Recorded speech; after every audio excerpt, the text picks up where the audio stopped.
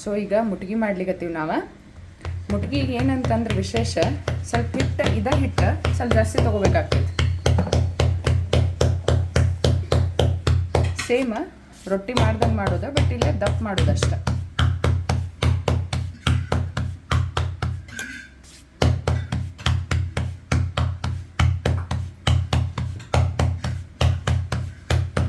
Normal ರೊಟ್ಟಿ ಇಷ್ಟು ತೆಳಗೆ ಬರ್ತಾವೆ, ಆದ್ರೆ ಮುಟ್ಗಿ ರೊಟ್ಟಿ ಹೆಂಗಂತಂದ್ರೆ ಫುಲ್ ದಪ್ಪ ಬರ್ತೈತಿ. 2 ರೊಟ್ಟಿ ಸೇರಿ 1 ಮುಟ್ಗಿ ಆಗಿರ್ತೈತಿ.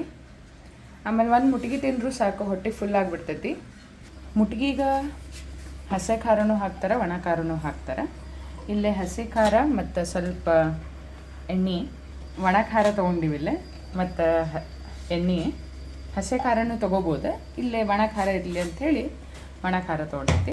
ಮುಟ್ಗಿ ಹಂಚ್ ಮೇಲೆ ಹೋತ ರೊಟ್ಟಿ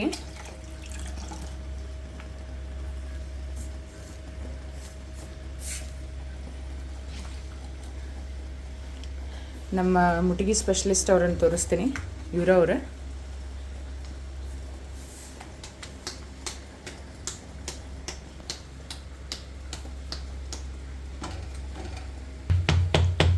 ಇದು ನೋಡ್ರಿ, ಚಪಾತಿ ಹಿಟ್ಟಿನಕ್ಕಿಂತ ರೊಟ್ಟಿ ಹಿಟ್ಟಿಗಿಂತ ಸ್ವಲ್ಪ ದಪ್ಪ ಐತಿ. ಹಿಂಗೆ ಮಾಡ್ಬೇಕಾ, 1 ಮುಟ್ಗಿ ತಿಂದ್ರೆ ಸಾಕು, ಇನ್ನೇನು ತಿನ್ನಕ್ಕೆ ಇಷ್ಟ ಆಗಿಲ್ಲ, ಹೊಟ್ಟೆ ತುಂಬಿಡ್ತೈತಿ. ಮುಟ್ಗಿ ಈ ಥರ ಶೇಪಿಗೆ ಬರ್ಲಿಕ್ಕತ್ತದ.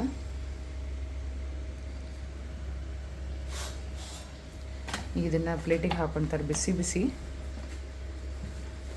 ಸ್ವಲ್ಪ ಖಾರ ಪುಡಿ ಹಾಕ್ಕೊಂಡಾರೀಗ.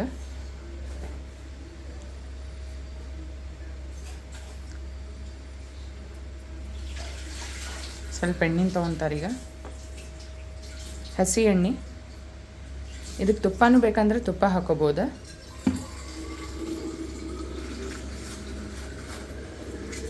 ನೋಡ್ರಿ ಹೆಂಗಾಗ್ಲಿಕ್ಕತ್ತದ. ಈಗ ಇದನ್ನು ರೌಂಡ್ ಬಾಲ್ ಗತ್ಲೆ ಮಾಡಿಕೊಡ್ತಾರೆ.